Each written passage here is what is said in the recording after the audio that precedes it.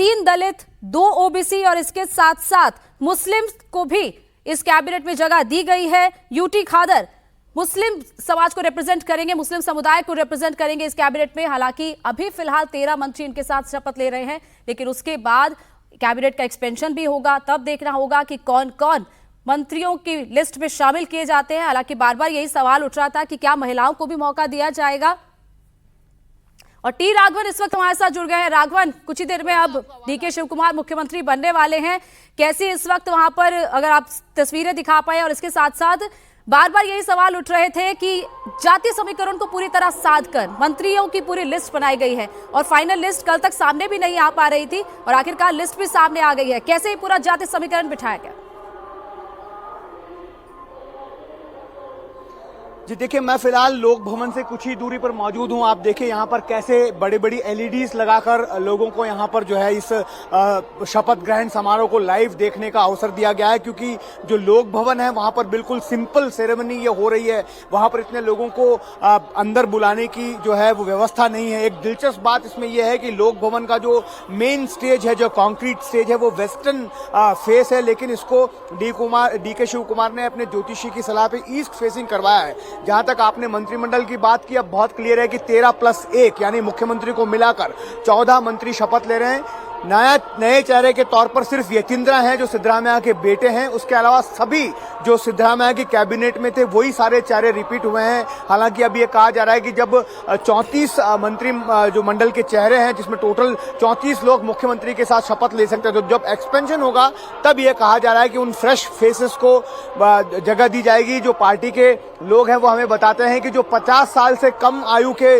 MLAs हैं उनको कम से कम ऐसे 10 एमएलएस को मंत्री पद में जगह दी जाएगी और बाकी एक्सपीरियंस्ड हैंड जो है उनको साथ में रखा जाएगा, ताकि यहां से जो एक नई सरकार, नई छवि जो है पेश की जा सके और 2028 के चुनाव को फेस किया जा सके। डीके शिव कुमार के लिए गौनिका वाकई में एक बहुत बहुत बड़ी बात है, क्योंकि इस चीज का सपना उन्होंने काफी लंबे अरसे से देखा था। और पिछली बार नवंबर में जब सरकार के 2.5 साल पूरे हुए थे सिद्धरामैया के, उस वक्त ये कहा गया था कि उनको चांस मिलेगा, लेकिन जिस तरह से वो चांस उनके हाथ से छूट गया, वो हताश निराश हो चुके थे। लेकिन अब एक बार फिर उनकी सुनी गई और उन्हें ये ताजपोशी उनकी की जा रही है, इसलिए उनके लिए वाकई में बहुत बड़ा दिन है। बिल्कुल राघवन, डीके शिव कुमार ने लंबा इंतजार तो किया और बार बार वो पब्लिक में आकर खुलकर बोले भी हैं। उन्होंने बाकायदा मीडिया से बात करते हुए कहा भी है कि देरी तो हुई है लेकिन अब मौका मिला है, जनता की सेवा वो करेंगे। लेकिन डीके शिव कुमार की कैबिनेट में महिलाओं को जगह नहीं मिली। बार बार विपक्ष भी ये कह रहा है कि महिलाओं को मौका नहीं दिया गया। और इसके साथ साथ सिद्धरामैया की भी बात जरूर की जानी चाहिए, क्योंकि सिद्धरामैया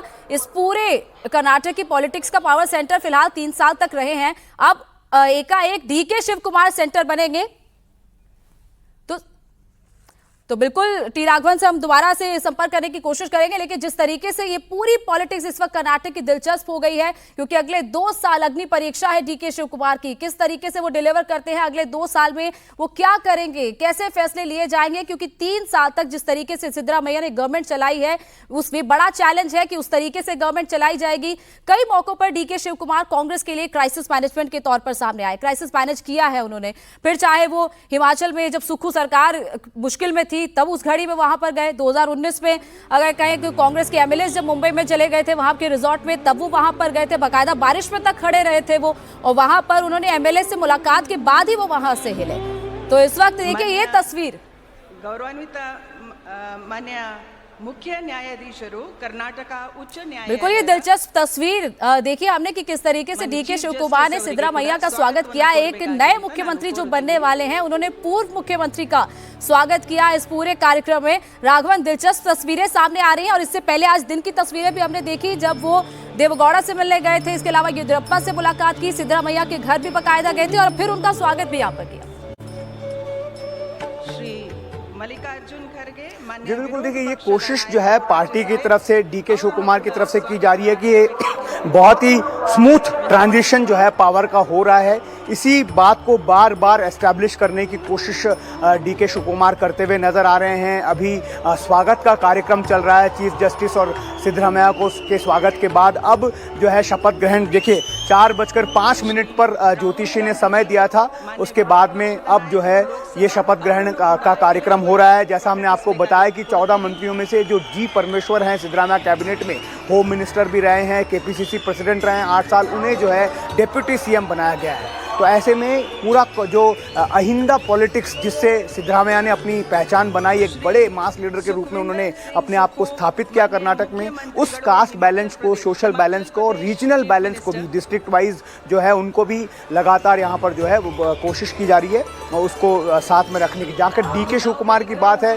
गौनी का बहुत ही ज़बरदस्त, बहुत कह सकते हैं बहुत ही दिलचस्प उनकी राजनीतिक यात्रा रही है, क्योंकि जिस तरह से एक युवा नेता के तौर पर एक यहाँ से बेंगलोर रूरल में सातनूर कनकपुरा में वो एक फिल्मी टेंट चलाते थे, वहाँ से उन्होंने NSUI में वो भर्ती हुए। उसके बाद एक ज्योतिषी के पास गए, वो खुद बताते हैं कि उनको उसकी कुंडली में ये लिखा हुआ था कि वो कभी न कभी राज्य के मुख्यमंत्री बनेंगे। और वहाँ से राजीव गांधी से उनकी जब मुलाकात हुई पहली बार, जब उनकी रैली के लिए उन्होंने यहाँ पर बेंगलुरु में 10 से 15 हजार लोगों को इकट्ठा किया, वहाँ से वो राजीव गांधी की नज़रों में आए। और उसके बाद जो है यहाँ पर जब वीरेंद्र पाटिल, बड़े लिंगायत नेता को राजीव गांधी ने मुख्यमंत्री पद से हटाया, उस वक्त भी डीके शिव कुमार की सलाह ली गई जब वो सिर्फ एक MLA थे। ऐसे में उन्होंने बंगारप्पा को कहा कि उनको सीएम बनाना चाहिए और बंगारप्पा जैसे ही सीएम बने, पहली बार ये प्रेजेंट मंत्री बन गए 28 साल की उम्र में, और तब से उनका जो राजनीतिक ग्राफ है वो धीरे धीरे बढ़ता ही चला गया और आज इस मुकाम पर पहुंचा है कि वो कर्नाटक के मुख्यमंत्री के रूप में शपथ ले रहे हैं। हालांकि उनके पास वक्त बहुत कम है, सिर्फ 2 साल का वक्त उनके पास है, जबकि उन्होंने 28 में चुनाव में जाना है। और इस जिम्मेदारी के साथ डीके शिव कुमार को ये पद दिया गया है कि 28 में एक बार फिर वो कांग्रेस को जिता कर लेकर आएंगे। 23 में जिस तरह की मेहनत उन्होंने की, जिस तरह का कैंपेन उन्होंने डिजाइन किया, जिस तरह से बीजेपी को उन्होंने घेरा और कांग्रेस को 135 + 1 136 विधायकों के साथ वो जिता कर लेकर आए, उसी वक्त जो है उनको ये जीत का श्रेय मिलना चाहिए था। लेकिन उस वक्त सिद्धरामैया का चेहरा बड़ा था, इस वजह से 2.5 साल की बात कही गई थी। और अब जब वो अवसर आ गया है, जब डीके शिव कुमार को इस कर्नाटक का जो है मुख्यमंत्री नियुक्त किया जा रहा है, और उसके बाद आने वाले 2 साल भी उनके लिए काफी चुनौतियों से भरे रहने वाले हैं। बिल्कुल राघवन, स्मूथ ट्रांजिशन तो दिखाया गया कि बहुत स्मूथ तरीके से सिद्धरामैया ने इस्तीफा दे दिया, उनको मना लिया गया, उनको कांग्रेस वर्किंग कमेटी का मेंबर बना लिया गया और इसके साथ साथ डीके शिव कुमार को मुख्यमंत्री पद पर नियुक्त किया जा रहा है। लेकिन क्या सिद्धरामैया सच में कर्नाटक की पॉलिटिक्स से फिलहाल अगले 2 साल तक हमें बाहर दिखेंगे, या फिर उनका कहीं ना कहीं रोल रहेगा, कुर्सी पर डीके शिव कुमार बैठेंगे और सरकार में कहीं ना कहीं इंटरफेरेंस, इन्फ्लुएंस सिद्धरामैया का रहेगा? देखिए, इस बात की पूरी कोशिश अभी तक भी, जब तक हम आपसे बात कर रहे हैं गौनी का, तब तक की जा रही कि किसी तरह से सिद्धरामैया को यहां से दिल्ली भेज दिया जाए। राज्यसभा उन्हें ऑफर किया गया था, पोलाइटली उन्होंने उसको इनकार कर दिया। कल देर रात एक डेवलपमेंट हुआ जब उन्हें कांग्रेस वर्किंग कमेटी का स्थायी सदस्य बना दिया गया, मतलब एक राजनीतिक राष्ट्रीय स्तर पर उन्हें जिम्मेदारी दी गई। 8 तारीख नॉमिनेशन की जो है आखिरी डेट है राज्यसभा के लिए। हमें बताया गया है कि तब तक हाईकमान कोशिश करेगा कि सिद्धरामैया को किसी तरह मना लिया जाए, क्योंकि ये पता है कि अगर वो बेंगलुरु में रहकर राजनीति करेंगे, उन्होंने ये कहा है कि वो बेंगलुरु में रहेंगे, सक्रिय राजनीति करेंगे, अगर ऐसा होता है तो जाहिर तौर पर एक पावर सेंटर जो है वो जरूर क्रिएट हो जाएगा।